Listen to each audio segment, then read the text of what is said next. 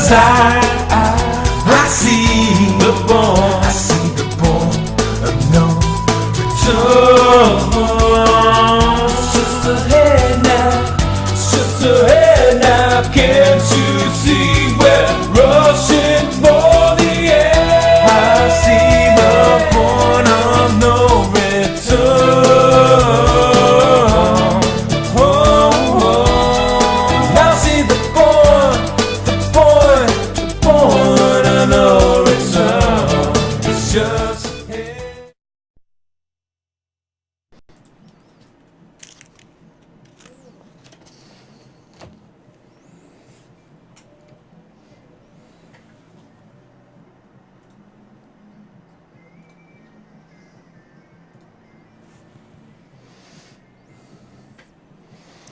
Well, good evening, everybody.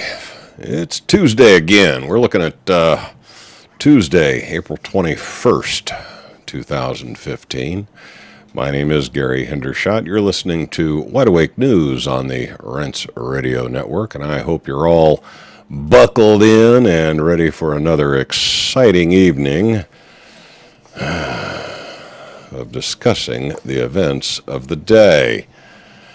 As if I knew anything about this stuff. Most of this stuff is, over the head of an old country boy with straw for brains. I mean, living in a very complex, very strange period in history.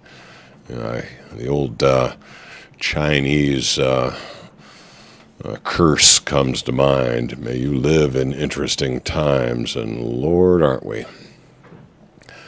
We do talk every once in a while here about the mess going on in Fukushima, particularly when there is news coming out of that area. Now, about a year and a half or so ago, the Japanese government put a lid on reporting about Fukushima, so we don't get a whole lot of independent media on what's going on in Japan. Frankly, it is a criminal activity for an independent journalist to do any sort of independent investigation related to Fukushima. The Japanese consider it a national security issue. So the only real news, the only hard news we get from any authoritative sources does seem to come from, shall we say, government-approved sources. But one item did come out today. This was reported by RT, just published today. The headliner on this news article is that pumps at the Fukushima plant have been halted, and that toxic water is once again leaking directly into the ocean. Now, since the normal ways to keep the Fukushima reactors, and of course, at least three of these reactors have apparently completely melted through. You've got core meltdowns. About the only way they can keep that mess cool is to pump seawater directly into it. They got fire hoses just dumping seawater into an open cesspool of radioactive mess. Well, they've dug little channels, and they've got pumps that take this seawater and move it to a little lagoon where from there it's pumped into storage tanks.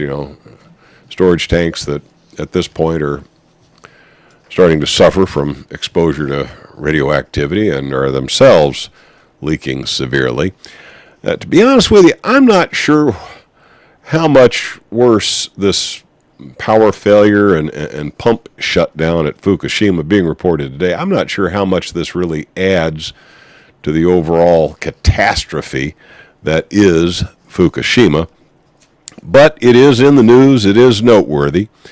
TEPCO, that's the Tokyo Electric Power Company, they're the operators of the plant, have reported that a power outage on Tuesday has caused them to shut down the pumps that transfer the water being pumped into the reactor into the storage facility.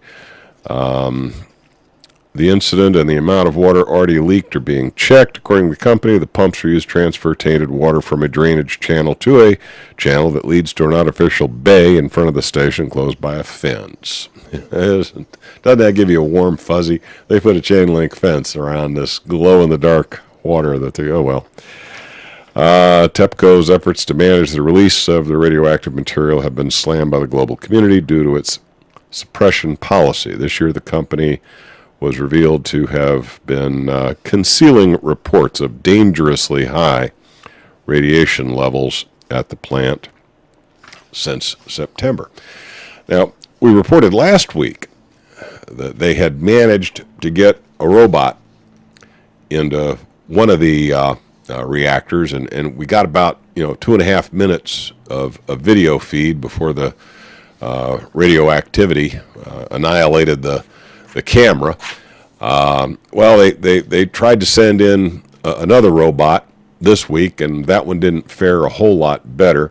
A lot of people are making a lot of stuff about all the interesting colors that are being seen on the camera. Now, this is one of these digital cameras. Okay, it's using the same type of technology that your computer webcam uses. Very, very similar technology to that. And yes, that camera is sensitive to hits from radioactive particles that are flying around in that reactor core. So yeah, I imagine it's like 1960s psychedelic video. I found the video to be no more entertaining than the one we saw last week, so I'm not going to bother to play that for you this week. Bottom line is, at this point, the levels of radioactivity within the melted down reactors is bad enough so that even a robot designed to withstand a radioactive environment can't stand it for more than about an hour. A human being would not fare very well in such conditions. As a matter of fact, you'd probably be microwaved in no time. So it continues to be probably the worst human-caused environmental disaster ever. And why we are still using light water reactors, why the United States hasn't started a controlled shutdown of similar reactors that they have, many of which sit in vulnerable locations. Why that isn't going on right now is anyone's guess. Probably has something to do with money. Now, as much as we have to pick on the Japanese for Fukushima, you got to give them a pat on the back when a pat on the back is due. How about a maglev train that clicks along at 375 miles an hour?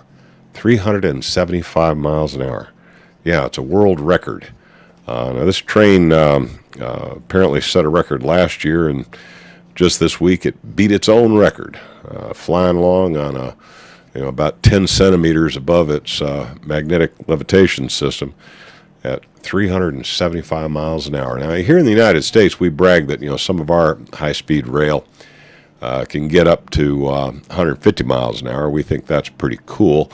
But in reality, the trains here in the United States are rarely run at more than about 70 miles an hour, mainly because of the deteriorating condition of the rails. A lot of the rails that our trains roll across were built by Chinese slave labor in the late 1800s and have not been maintained properly since that time.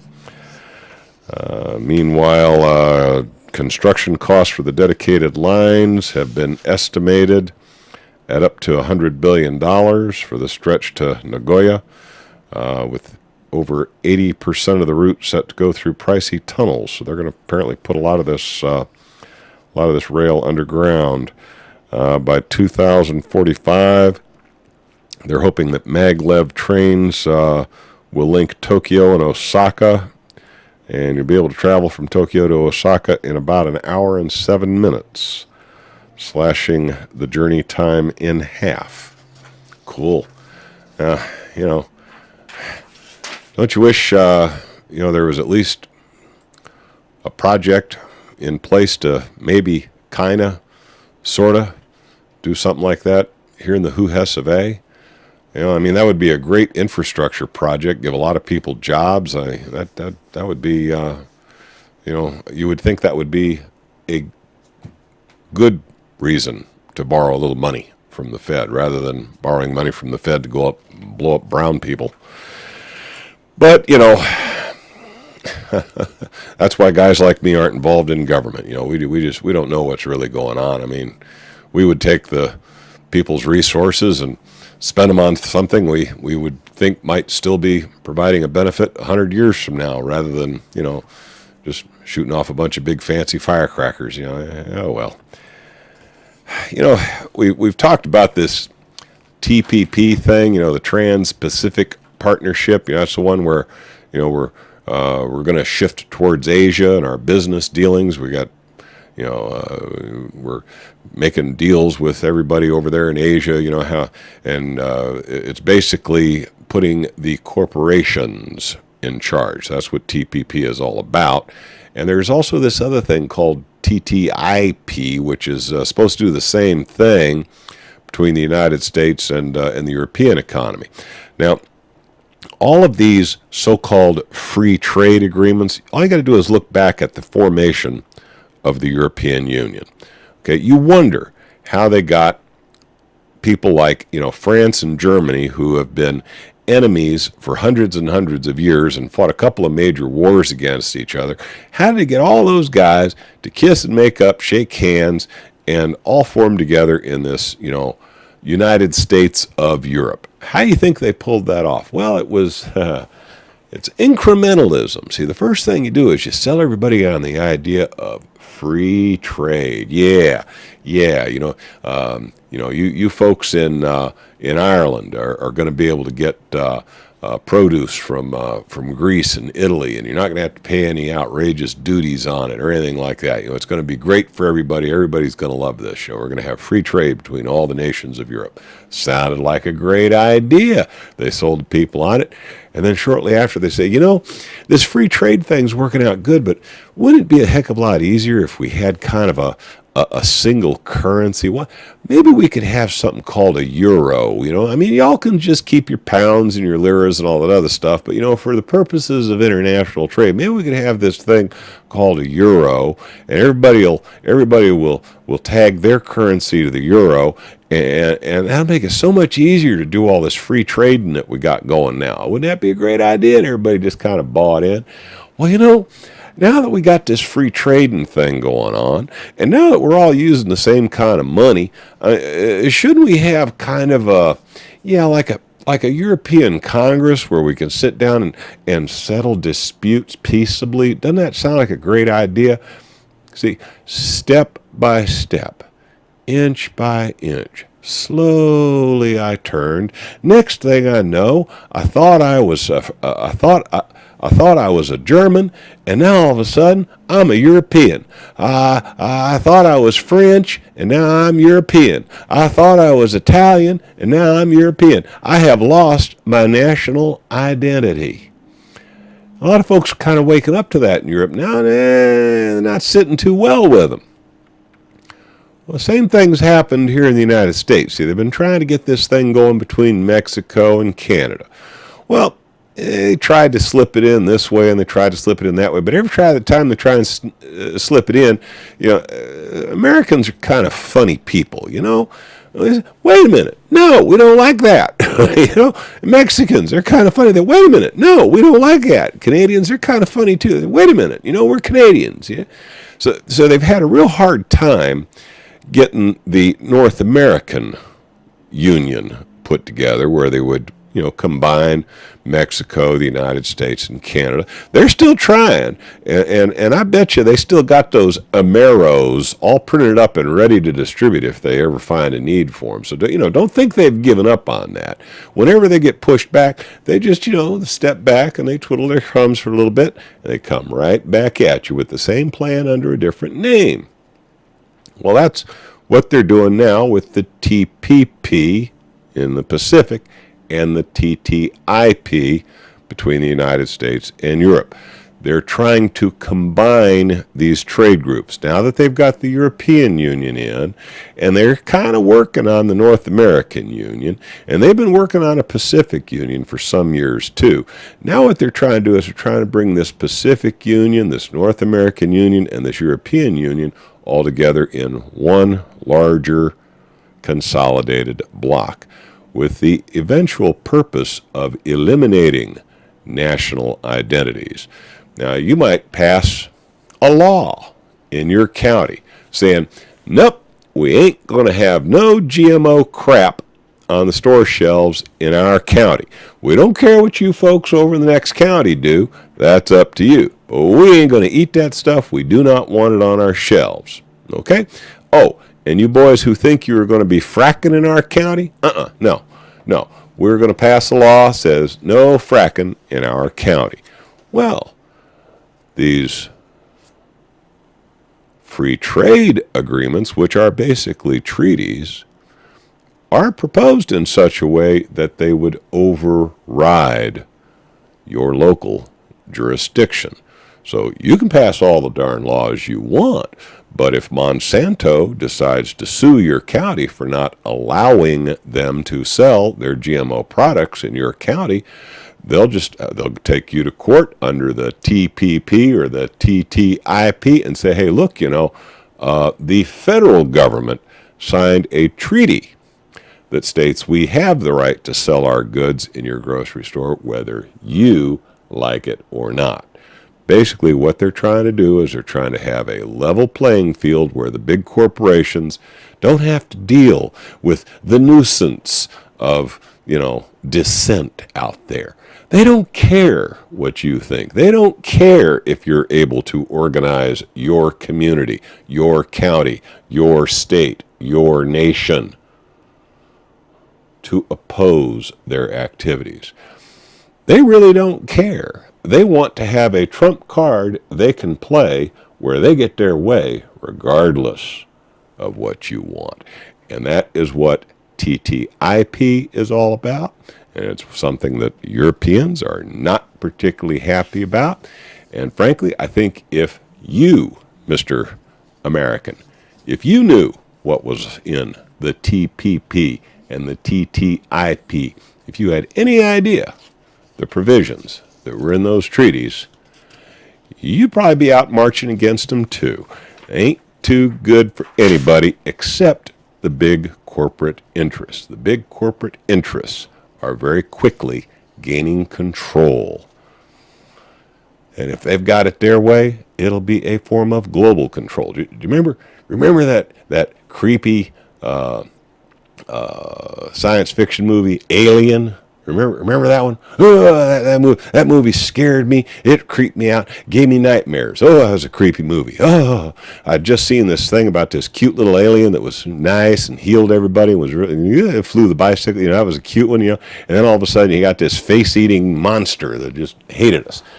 But one of the undercurrents in that movie, if you paid attention, if you weren't just so scared out of your willies, that them aliens was eating everybody, if you got past that and got into the subplots, one of the things about it, all space exploration about that was a corporate enterprise, and that type of a dystopia, as depicted in Alien, the Alien series of movies, is very much the way we're headed.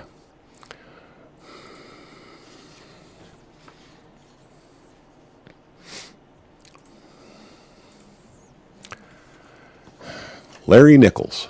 The name ring any bells? I mean, I remember the name Larry Nichols flying around back during, the Clinton administration. He was, considered a political hitman for the Clintons. Well, according to Larry Nichols, who has just written a tell-all book, his headline of his interview with Pete Santilli on the Rents Radio Network was, "I murdered people for the Clintons." Huh? Larry Nichols, former 10-year accomplice of the Clintons, can now add hitman to his list of dirty deeds. Nichols dropped a bombshell on the Pete Santilli show when he calmly admitted that he had murdered people on command for Bill and Hillary Clinton. Mr. Nichols has been a voice crying out in the wilderness since he brought to light the sexual brutality of Bill Clinton during his reign as governor in Arkansas. That information would eventually play a key role in Clinton's impeachment in 1970. Larry says he makes no apologies. So,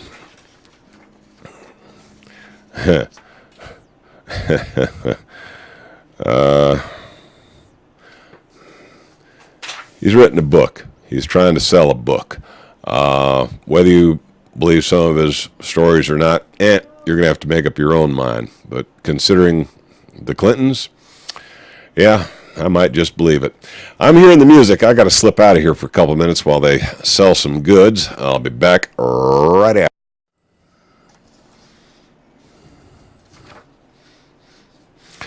Alrighty, we're back from that break. The intro article is kind of depressing, so I thought I'd give you one you can giggle about. Fed up, Colorado man, 38.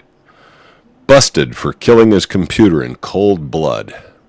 How about that one? According to the Colorado Springs Police Department, officers responding last night to a 9/11 call about shots fired discovered that a fed-up Lucas Hinch took his computer into a back alley and fired 8 shots into the computer with a handgun, effectively killing it. Hinch, 38, was cited for discharging a firearm within city limits, according to a police blotter. That entry included the summary description, "Man kills his computer." When asked about the shooting, Hinch told the news agency, "I had just had it," adding that he was tired of the bulky computer's blue screen of death. It appears the computer is survived by a keyboard and a monitor. Come on. I thought that was funny. All right, nobody's laughing. I guess it wasn't as funny as I thought it was. How about this one? All right, you didn't think that was funny. Maybe you'll think this one's funny. I figure I got to lighten the mood a little bit, because it all these depressing articles, really get you down. The U.S. State Department is going to teach Indian journalists honesty and impartiality. Yeah, the U.S. consulate in Hyderabad is set to team up with a non-profit organization to create an ethics course in journalism.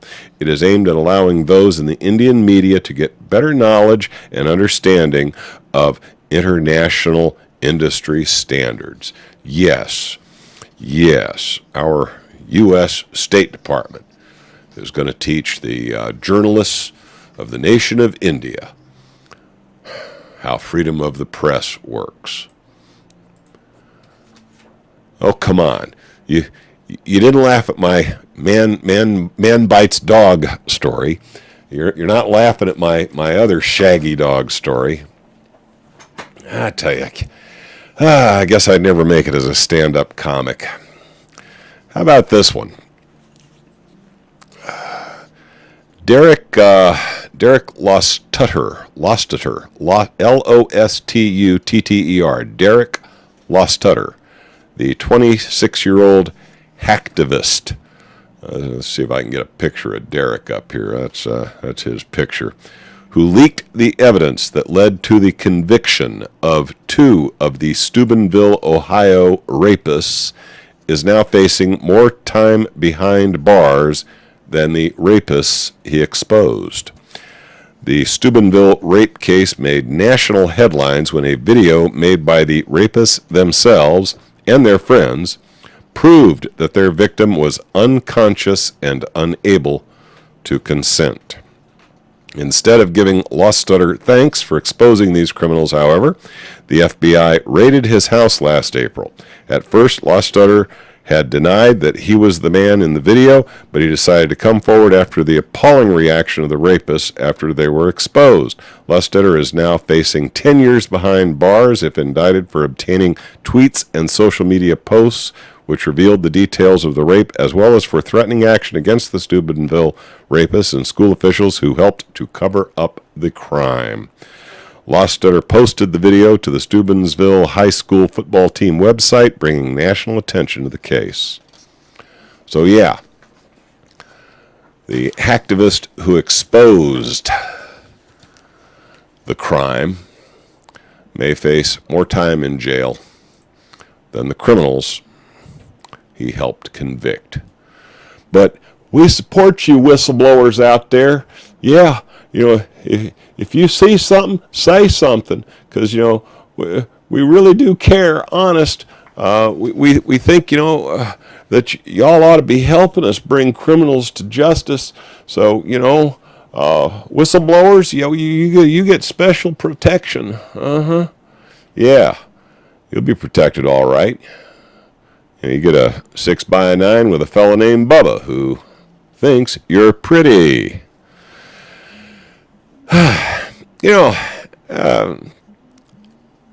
When you think of violent, touchy nations in the Middle East, the first thing that comes to mind is Israel. It seems like every time you turn around, Israel's bombing somebody or blowing something up. You don't often think, when you think of Saudi Arabia, you think of a bunch of fat sheiks sitting around smoking their hookahs and watching all their harem dance or whatever. You don't. But Saudi Arabia has led a coalition, supposedly, in an operation they call Decisive Storm for some of the while now. It's been going on for a few weeks. The Saudi-led military coalition has completed Operation Decisive Storm against the Shia Houthi rebels in Yemen, but don't think that means there's any sort of a ceasefire. The anti-Houthi campaign is now switching into a new phase, codenamed Restoring Hope. Yeah, they're going to restore the hope that a new U.S. approved puppet government will be reinstalled in the nation of Yemen. I mean, the idea that the Yemeni people might actually rise and overthrow their U.S. hand-picked puppet government, that will not stand. I mean, just look what happened in Libya. Look what happened in Egypt a couple of times. Look what happened in Iraq. Still, look, Yemen, we conquered you fair and square, damn it. You're going to have to just stay conquered. That's it. There will be none of this, local uprising nonsense. It will not be tolerated. And, we're going to get the Saudis to go in and do our dirty work for us. By the way, let's talk about strange bedfellows.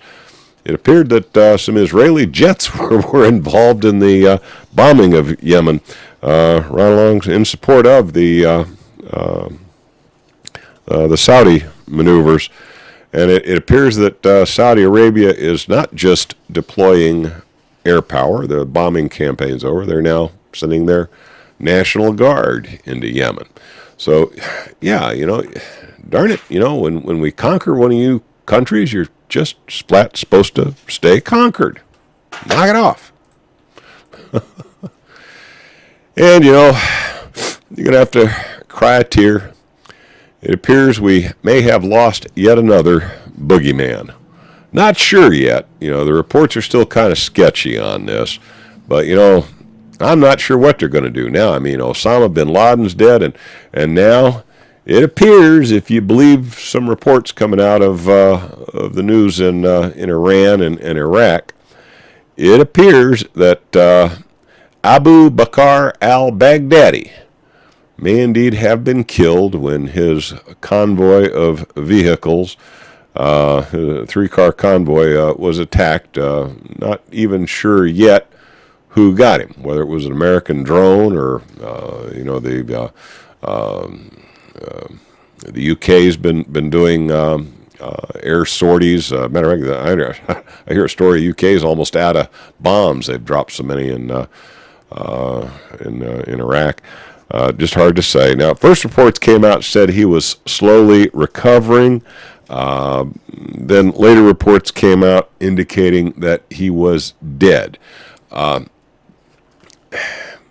Here again, the reports are not entirely reliable, not yet. So, it could be that 30 days from now, al-Baghdadi will pop up kind of like, remember Osama? I mean, that guy had more lives than a cat. I mean, we heard he was dead, and then he came back, and then we heard he was dead again, and he came back. And then it took SEAL Team 6 to get him, right? I'm hearing the music again. I'm going to have to slide out of here for just a couple minutes while the studio sells some goods. But hey, I'll be back as soon as they're finished, and we'll wrap it up with my final segment of tonight's Barking at the...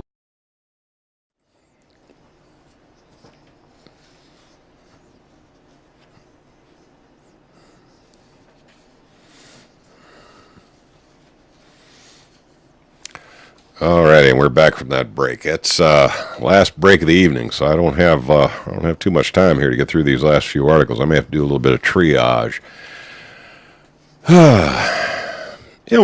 We talk every once in a while about cops that just seem to be a little outrageous. I mean, I don't know, their rules of engagement seem to have changed a lot in the last 10, 15, 20 years. And, a lot of people say, oh, it's because all them terrorists out there, there's terrorists hiding under your bed. And if not for that thin blue line that's keeping those terrorists, that guy, he'd slit your throat in the middle of the night, if not for all the police, doing their job, And I gotta hope that most cops out there are honorable people that are doing the job. The problem is there are enough of them doing dirty that the system seems to protect, that it bleeds over on all of them. Anybody who wears a police uniform starts to smell bad because of the few in their midst that are getting cover from the system. Well, how about a situation like this? Woman successfully defends herself from armed attacker only to be shot by police. This happened in South Huntsville, Alabama. It was just reported today. Lisa Skinner was at home. She shares with her mother on Sunday as Bradley Skinner, her estranged husband, broke the glass on a back door and entered the home carrying a pistol and a large knife. Frightened woman asked her mother to go to a neighbor's to call the police for help, and her mother set off the home security system on her way out. Lisa previously stated, "I left in fear of becoming a victim of a murder-suicide." Aiming to defend her life, Lisa Skinner, 52, armed herself with a shotgun and moved to the garage. Bradley Skinner, 59, who had been ordered to undergo a psychiatric evaluation as part of their divorce, followed her and allegedly aimed his pistol at her. That is when Lisa Skinner shot the man in his chest.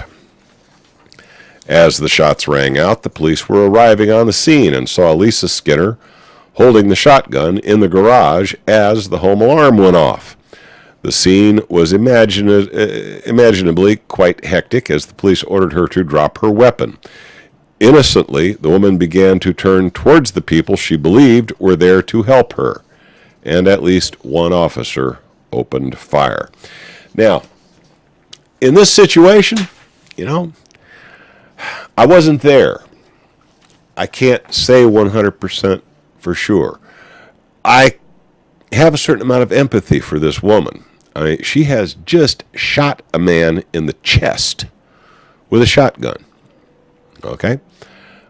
Chances are she is not entirely in her right mind. That is not something that settles with most people easily. I mean, that's going to take some time to heal. I can imagine that her grip on that shotgun with the adrenaline pumping through her system, chances are you couldn't have pried that shotgun loose from her hands at that moment. I can have a certain amount of empathy for the cops. I mean, they've just arrived on the scene. They don't know what's going on. All they know for a fact is that a dazed and confused woman is standing in a garage with a shotgun. Wow. That would be tough. That would be tough. Tough to make the call on that one. I don't, it's hard for me to find the bad guy in that one. I mean, were the cops really dirty in that situation, or did they make a human mistake? A human mistake. Now, luckily, the woman's not dead. Hopefully she will recover. Not sure yet. We'll just have to see. Now, this next one, though, this next one's, I think, a little worse. Let me see if I can find, where is the, yeah, here it is. I'm going to fire up a video for you here, and let's see what you think of this.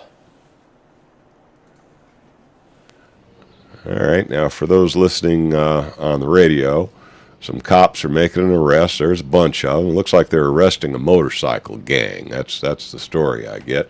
And there's a woman from the neighborhood, watching the cops. She's got her cell phone camera out, and she's filming the arrest. Now, she's not doing anything illegal. It is perfectly legal to film in public the public activities of the police. Now, an officer's walking up towards her. She figures, okay, maybe I'm too close. So she starts moving back, and he rushes her, grabs her cell phone out of her hand, stomps on it a few times, and then kicks it at her. Now, does that seem to you to be the actions of a law enforcement officer, or maybe something else? Now, as I mentioned, there is nothing illegal about filming police officers who are making an arrest. And considering how many incidents there have been of people perfectly healthy being, put in the back of the squad car, and then, somehow by the time they arrive at the jail, they've got vertebra broken, or their neck is broken, or Lord only knows what else. A lot of times having this evidence on film is critical to protecting the innocent as well as the guilty. But obviously that particular police officer, who happened to be some sort of a DEA guy, or he was some sort of a federal agent from some sort of a US Marshal or something, and they were executing an arrest, okay? And apparently this fella just took exception to the fact that their actions were being filmed. Now, my question is, what were you doing that was so foul and so nefarious that you would be afraid for it to be documented? Were you yourself doing something illegal, and you were destroying evidence that might point a finger at you? That is the question you should ask cops that act that way.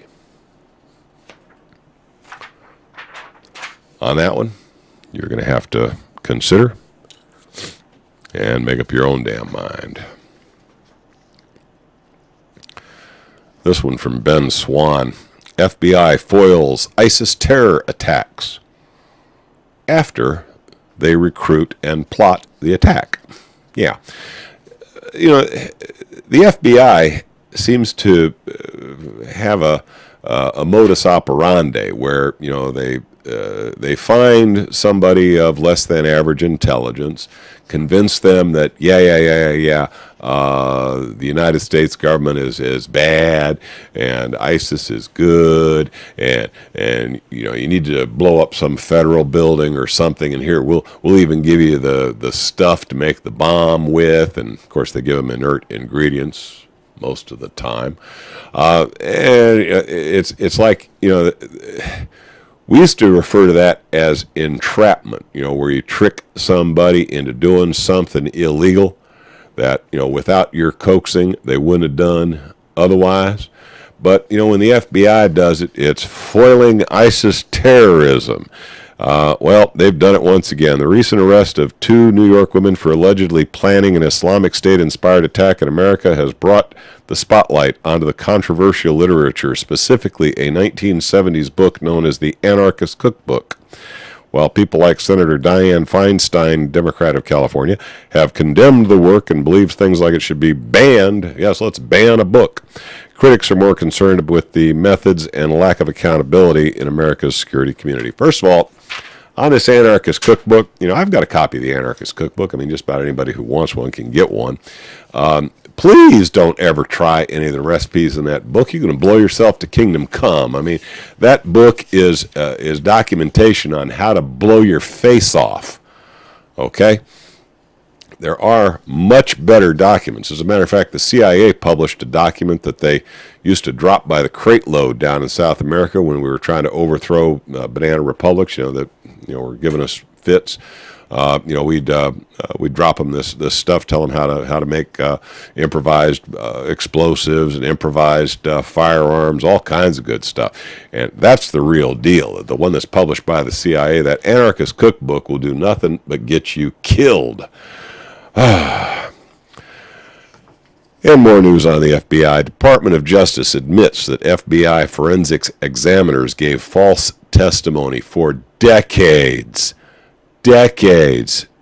in response to a Washington Post investigation. Yes, the Washington Post apparently still does have a few investigative journalists who still apparently do some hard-hitting news investigation. The Department of Justice and the FBI have formally admitted that the majority of FBI forensic hair analysis provided flawed testimony and false evidence against criminal defendants for nearly 3 decades.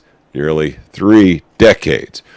Remember, you know, the boys in suits come in and everybody snaps to attention and says, "Yes, boss." And the FBI is now on the case, and you just know it's going to be handled right. And boy, the FBI, remember all the forensics the FBI does, man, those guys, you know, they're good. You know, they'll convict that criminal. Yeah, 3 decades. You wonder how many people are sitting in jail right now. Maybe they were guilty of something, but the reason they're sitting in jail is because the FBI phonied up evidence on them. Now, you know, the FBI is going to say, "Oh, well, they're guilty anyway, and we just, you know, provided, you know, a little extra icing on the cake to make sure they got put away. We knew there was bad people. So, you know, yeah, it's perfectly reasonable for us to doctor evidence to make sure that that bad person gets convicted." Now, the question you got to ask yourself, is that how the justice system in the United States of America, supposedly a nation of law, is that how it's supposed to work? You know that guy's guilty. You just know he's dirty. So you dummy up the evidence? I'm hearing the music. I think I've done my share of barking at the moon for this week, but hey, I'll see you again next Tuesday, and we'll just have to do it all over again. Good night, everybody. Alrighty, I'm back for a quick one. Yeah, a couple of you I think noticed my voice is a little wacko. So, life's like that sometimes. We still got this darn cold. As I get older, it seems that a cold that used to last, 3, 4, 5 days, now seems to drag on for weeks. I've had this one now for about 2 weeks, and it just does not seem to want to go away. Let's see here. Did I miss anything really good? Hungary, Greece, and Cyprus to restart food trade with Russia, ignoring U.S. EU sanctions. Yeah, they've had it. A lot of the European countries, particularly Greece and Hungary. I mean, they're on hard times anyway. They got enough troubles, without, being forced into an even worse situation by having to maintain these sanctions against Russia, who's typically been one of their better customers. About 20 companies will be verified in Greece and Hungary. In India, less, around 4 to 5. Cyprus has requested a delay for technical reasons, and therefore the audits will begin. 7 to 8 companies will be checked. The U.S., the EU, and other Western countries have imposed several rounds of sanctions against Moscow in 2014 and early 2015. Russia responded by embargo of several foodstuffs, including dairy products, meat, fruit, and vegetables from the EU. Greek Prime Minister met Russian Vladimir Putin in Moscow in early April, and it is understood agricultural trade was discussed. Yeah. So the sanctions against Russia are starting to fall apart.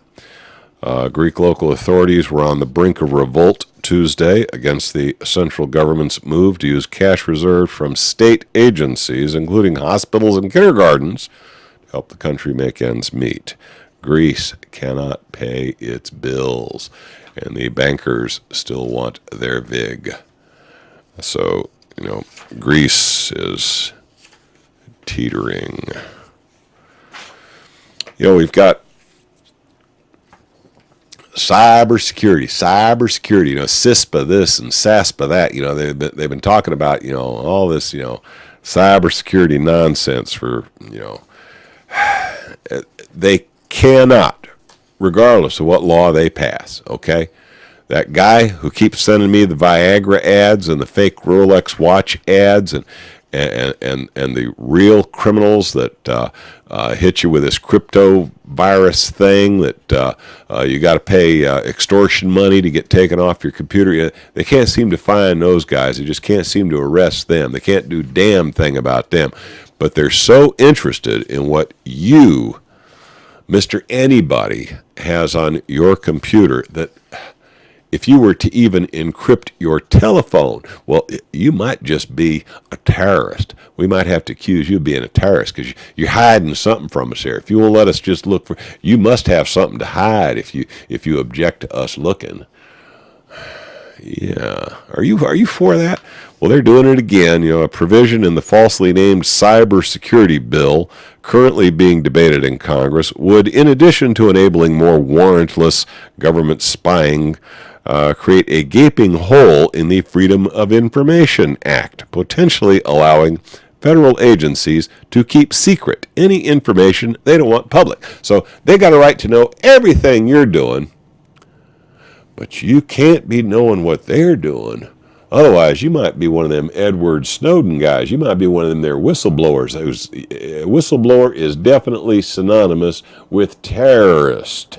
Yeah, that's our story, and we're sticking to it. This is 1984 doublespeak, okay? It is 1984 doublespeak. There's 2 sets of laws on the book. One set of laws for you, and one set of laws for them. That is not a just system. That is not a system that serves the interests of the people.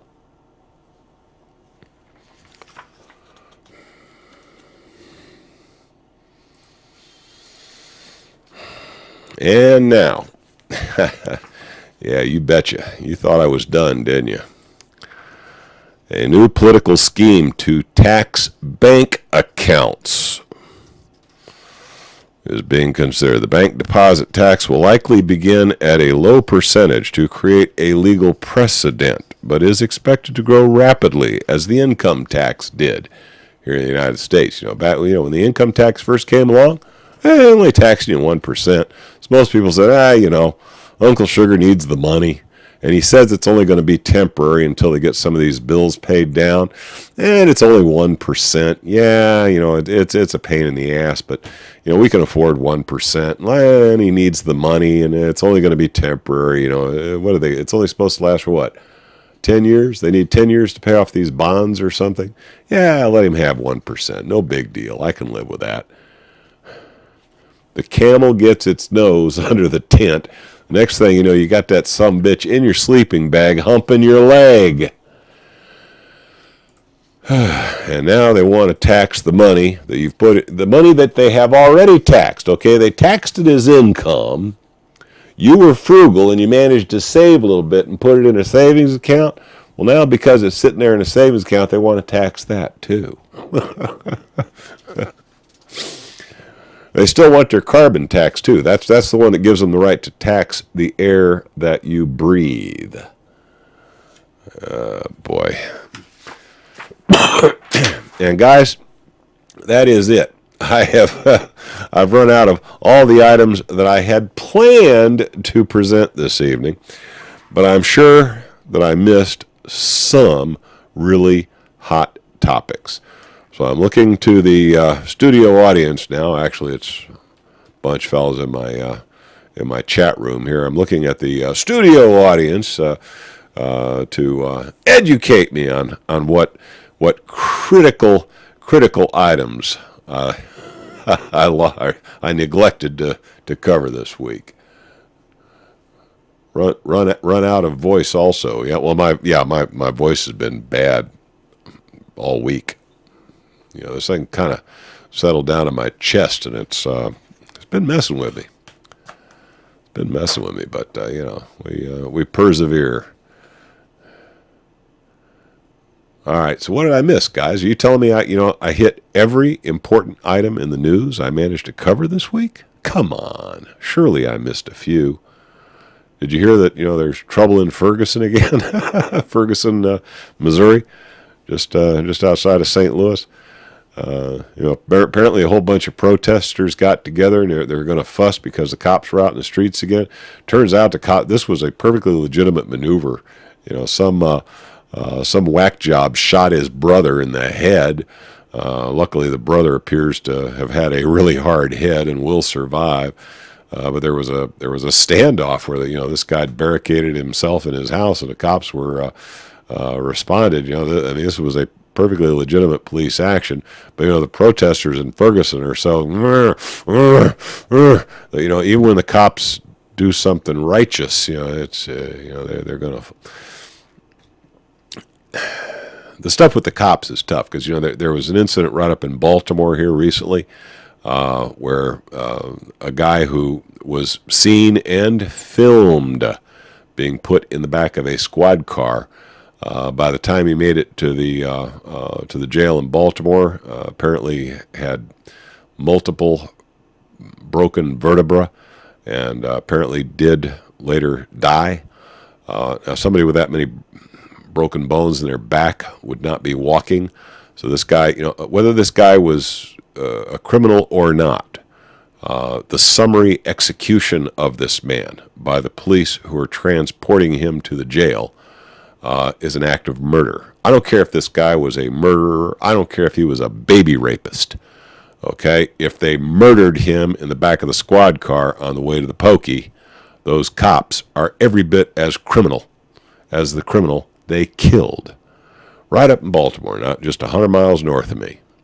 There was another one where, some guy, was at a traffic stop and, he got scared. I have no idea why the guy was scared. I don't know if he had outstanding warrants. Again, I don't know what the circumstances were, but the guy took off running, and the cops flat out shot him in the back over a traffic stop. Okay, now, the rules of engagement between the police and the citizenry, I'm not saying it's got to get, to Andy Mayberry. Okay, maybe Andy Mayberry is kind of an unreasonable goal to attempt to attain, but there's got to be some middle ground there. The idea that the police have this shoot first, shoot to kill mentality. This is not Fallujah. You should not be treating Americans the way Israelis treat Palestinians. Frankly, the Israelis shouldn't be treating Palestinians like the Israelis treat the Palestinians. But, the idea that cops in the United States consider you to be one of them. See, they got this us and them attitude. It's us and them. Them is everybody who ain't us. And if you don't wear a blue suit and carry a gun, you them. Okay, and them, it's open season on them, it seems. Yeah, the DEA head is going to step down over the hookers and blow. Well, he's fallen on the sword, okay? He's a political appointee. He serves at the pleasure of the president. At this point, it is the president's pleasure that he steps down because the DEA has been embarrassed over this hookers and blow story. What can I say? Eric Holder's trying to get the Department of Justice into shape. No more hookers, guys. We got to take you can still have the blow, but no more hookers and blow. You got to give up to hookers. So the DEA head is going to step down. They'll put some other crook in charge. That's a big deal. I looked at that article and I said, okay, is this really news? Okay, another political hack. They're going to get rid of this one, bring in another one. World War II ship USS Independence found amazingly intact on the ocean floor. That's an interesting story. Where was that? Is that the one that was that the one that delivered the A-bomb and was torpedoed on its way back? I don't remember.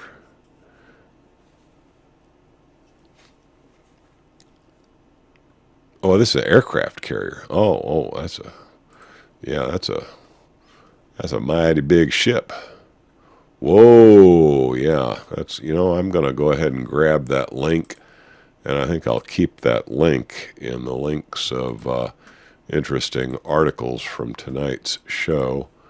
And I'll go ahead and make that available to anybody who's watching this on YouTube or watching this from smartscarecrow.com. I'll make that link available to them because, they got pictures of this thing underwater, and darn if it is amazingly intact.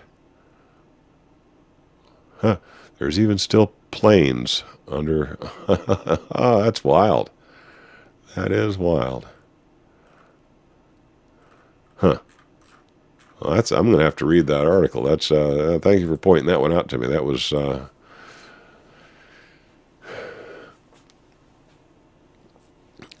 vaccines made from human fetuses are.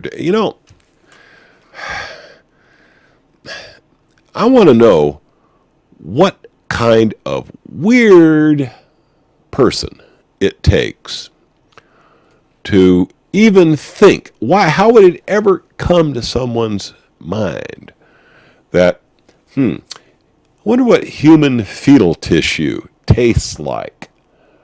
Who would come up with that? Hey, that's pretty tasty. We should make a food additive out of that. And then what executive at Pepsi and Coca-Cola decided it was a cool thing to do to include that in their secret formula? And who'd have thought that using human fetal tissue as a growth medium for vaccine products is a good idea? See, back in the old days, one of the secret magic things that crazy whack jobs, the uppers used to do, is they used to steal the babies from the peasants. They used to run through a Cuisinart and drink the soup. Okay, I mean, I'm serious. Okay, this is real. This is real. This is how whacked out our uppers have been over the years. But yeah, this goes back to secret magic from Babylonian times. This is how old this stuff is. This was part of the worship of Zur, the god of the Babylonians. And they would quite literally consume the flesh of babies. Yeah, and this mystic tradition went on, and they were doing some of this back during the Renaissance in Europe, because apparently they read some of these old Babylonian texts or some such nonsense. And this was supposed to give you mystical powers and long life and all this other nonsense. And I mean these sickos actually believed this stuff, and they actually performed all kinds of weird rituals and sex magic and all kinds of other strange things related to this. But the bottom line is, their secret potion was made up of Cuisinarted babies. Now, that's how sick these people were. And now, in this enlightened age of high technology, we're making food flavoring out of fetal tissue and using it as growth medium for our vaccinations.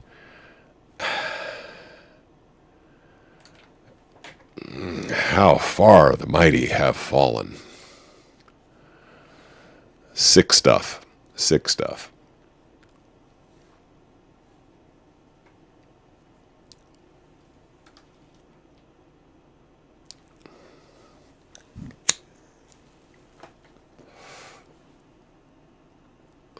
Autism, yeah. Well, the relationship between vaccinations and autism has been understood for a long, long time. Goes good on a Ritz. God, that makes me. It's disgusting. Yeah. Here again, back when I was a kid, nobody was allergic to peanuts. I mean, that's crazy. And everybody after school, everybody wanted a peanut butter and jelly sandwich after school. I mean, you're starving. That school lunch was terrible. So you get home after school, hey, Mom, how about a peanut butter and jelly sandwich? Yeah, no problem. Half the neighborhood be over at my house having peanut butter and jelly sandwiches. Nowadays, you gotta call a parent. Hey, can little Johnny eat peanut butter, or is that gonna put him into anaphylactic shock or something? All these people that are allergic to something as pervasive as peanuts. But see, we forget they use peanut oil as an adjuvant in vaccines. They did that back in the late 70s, early 80s. It was very common. And they used other common food additives like certain proteins from milk. They would use as an adjuvant. You wonder how many people are lactose intolerant. Me, I don't know, but yeah, they use peanut oil in vaccination. A lot of stuff that is great when it goes through your primary filtering system, your digestive system. There's no reason in the world not to eat peanuts. I mean, peanuts are good for you. There's nothing wrong with peanuts, unless you've injected peanut oil directly into your bloodstream, at which point your immune system sees that as an invader, because that don't belong here. I mean, if the nutrients out of the peanuts come into the bloodstream from the digestive system, that's one thing. But when all of a sudden peanut products shows up directly in the bloodstream, that looks like, that don't belong here, and get your immune system all going crazy. So now, because you've had that stuff injected into your bloodstream and your immune system's on the hunt for it, now if you go anywhere near peanuts, you're liable to blow up like a puffer fish. Yeah, these people with their vaccine, a lot of this stuff is just insane. And they actually want to pass laws that says you got to take it, whether you like it or not. And they won't even tell you what all's in it. No, no, thank you.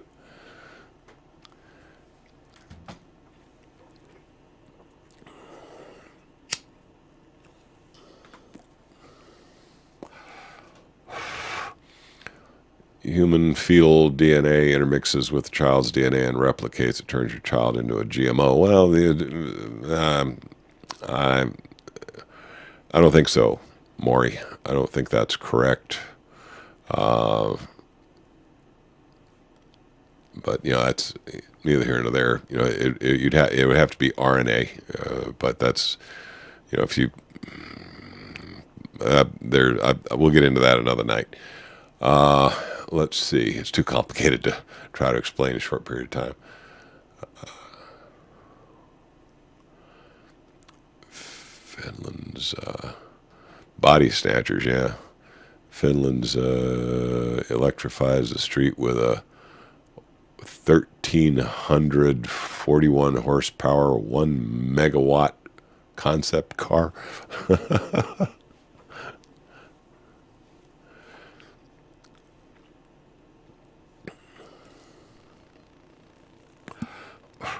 Well, there's more to it than fetal DNA, Maury. That's what I'm,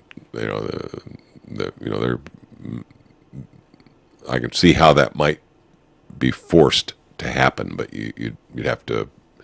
It's actually RNA, recombinant genes or RNA, not DNA. Government. Oh, the government's going to come down on vaping. Well, they're already, down pretty hard on those of us who like to consume tobacco products. So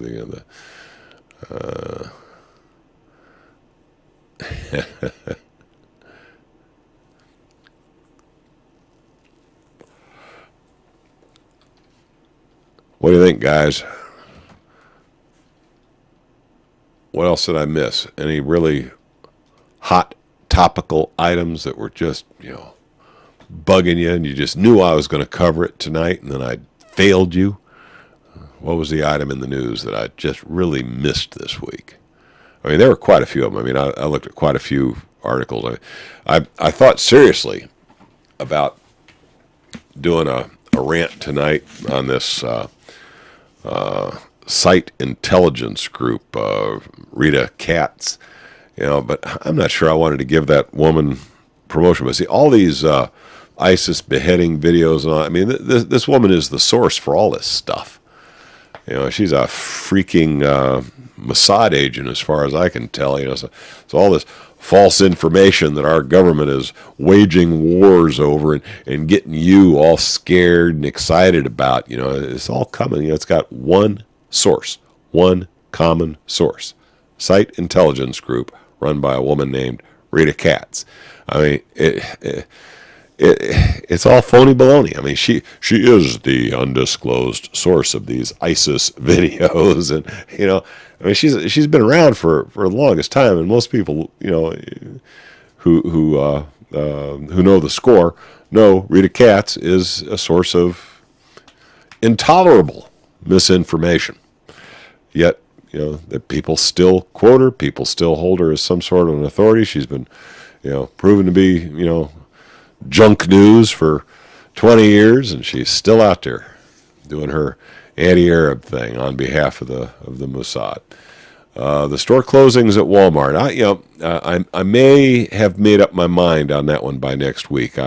Right now, I'm leaning towards. You see, a lot of people seem to think it's tied up with that Jade Helm thing, and I think that these are, they're going to be used by the military as practice internment camps. I've heard that argument. I've heard the other argument that says, well, the ones that they've closed down were the ones who basically were trying to organize a trade union. They were going to strike for a reasonable wage, and that Walmart is punishing them for their unionizing activities. Until I got a feel for what the real deal is, this thing with the Walmart, I just don't know. I mean, the fact of the matter is Walmart closed a handful of stores in states that are impacted by this Jade Helm thing. Now, whether there's a relationship between the store closing and Jade Helm, or whether this really was retaliation against employees who might have just got a little too uppity, I don't know. I haven't made up my mind on that one yet, so you're going to have to be patient with me on the Walmart store closings. I just don't know yet what the deal is. Don't have a feel for that one yet. Targets in Canada. What is Target closing down in Canada? Target's having a hard time around here. We got a Target store near me that You know, you walk into that place, you hear crickets. You know, Target has left Canada. Even Ontario, you know, Target's a French outfit, so I figure they might hang on in Ontario for a week or two. Personally, on Jade Helm, I think it's a practice run for our invasion of the Middle East. You know, World War III is so close, I can feel it in my bones. It's scary how close World War III is. You know, it's absolutely frightening. And I think Jade Helm is the U.S. military practicing for boots on the ground throughout the Middle East.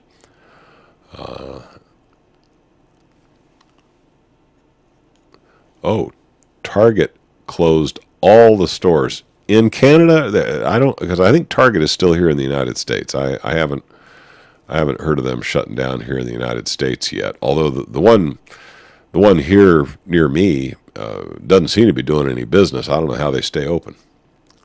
I've been in there once or twice. Every time I've been in there, it's like a ghost town. And the interesting thing is every time I've gone into Target looking for something, they got a whole bunch of crap in Target, but they never seem to have what I'm looking for.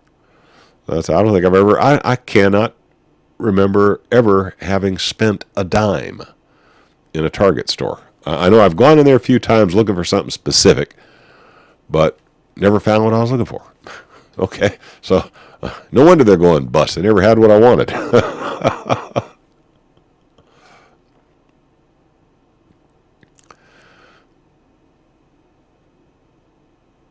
Wacky Tobacco Day yesterday. Yeah, I heard about that.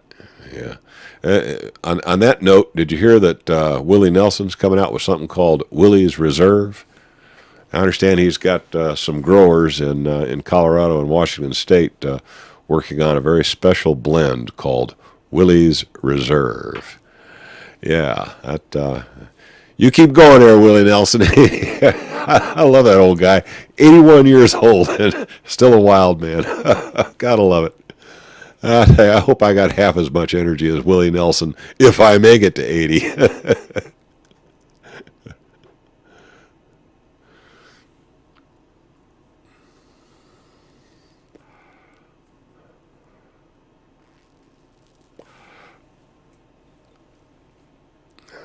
Yeah, shoot, that's right. My birthday's coming up in a few days. Bless the braids, yes. Willie Nelson, bless the braids.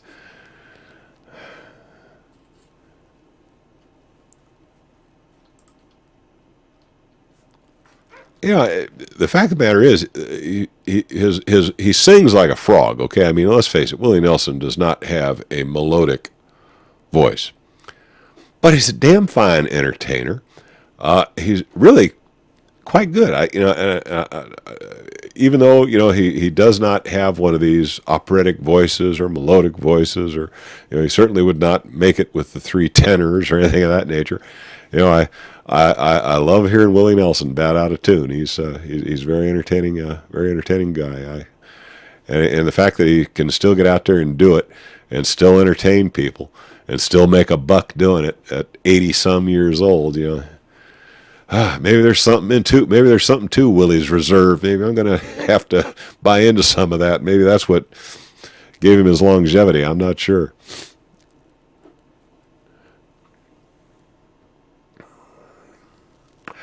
I saw the article about the series Bright Spot. That's interesting. I also saw there's a probe that's orbiting a comet right now, keeping an eye on it, and they had a really interesting gas eruption from the surface of this comet while the satellite was right in the neighborhood watching it. That was cool too. And another thing, astronomers have been looking at this one area of the universe that seemed to have less energy emanating from it than others, and they finally got a really deep view into this, what they're calling a void in the universe, a place where there seems to be a lot less energy coming back than what they would expect. And they have found that, yes, there does seem to be a dearth of galaxies in this particular region. So they have found an area of the universe. It's not like there's no galaxies in there. It's just that the concentration of galaxies is significantly less than in the rest of the universe. Everywhere they look in the universe, they're finding galaxies out to wazoo, except this one little patch off in one direction. That's got them kind of puzzled. They can't figure that one out either. What is my birthday is the 24th. That's the 24th of April. I think I'm going to be 62 years old this time around. Something like that. I'll have to count on my fingers. Target has candles. Man, I'll tell you what. You put that many candles on a cake, you start a freaking forest fire. I'd have to get a environmental impact study from the EPA. See if I got permission to light up that many candles.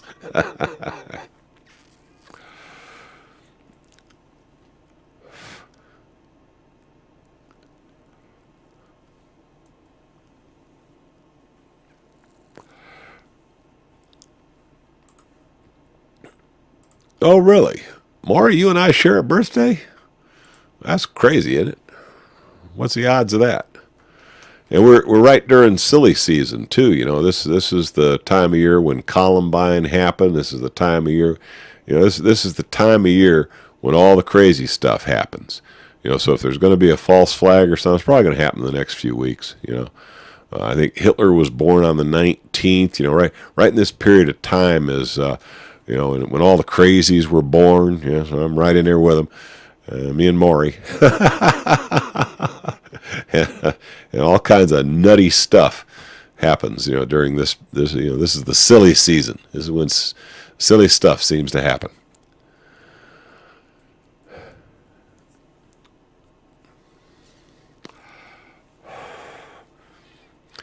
Well, I'll tell you, it's getting in towards 9:30, and I'm tired, and my voice is not doing real well.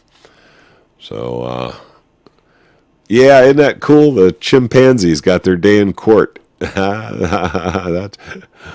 know, when you look at the genetic structure of a chimpanzee, they're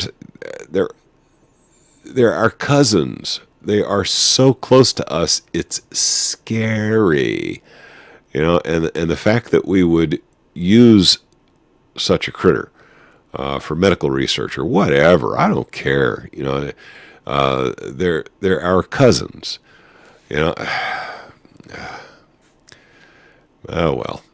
You know, I mean, do I want to elevate them to human status? Well, I don't know about that either. I'm not sure I want to bring in the Planet of the Apes, but still, the mistreatment of our genetic cousins is something of an embarrassment, or it should be. But you know, as bad as we treat a lot of human beings, I guess you know if you're going to murder thousands of human beings in the name of God, country, apple pie, and mom, or for the children, or because they're terrorists, you know, I guess waging mayhem on chimpanzees, I guess, isn't such a criminal activity once you've justified the other stuff that human beings do. But I do think that's it. I am going to have to call it a night. I'm tired. Yeah, just tell you, yeah, they took away habeas corpus for human beings and gave it to chimpanzees. That's yeah. It is getting a little scary out there. This legal system, I gotta wonder about. In any case, thank you all for spending a Tuesday evening listening to me bark at the moon as if I knew what I was talking about. And you betcha, I'll be back next Tuesday and we will do it again. Good night, all.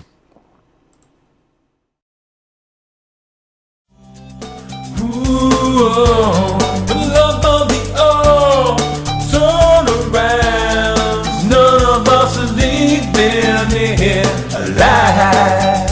Whoa, what will you say? What will you say? And what will you do? Whoa, what will you do? What will you do? Oh, I'm coming. calling out to you. Won't you turn around? Oh, I'm calling out to you. Won't you turn around?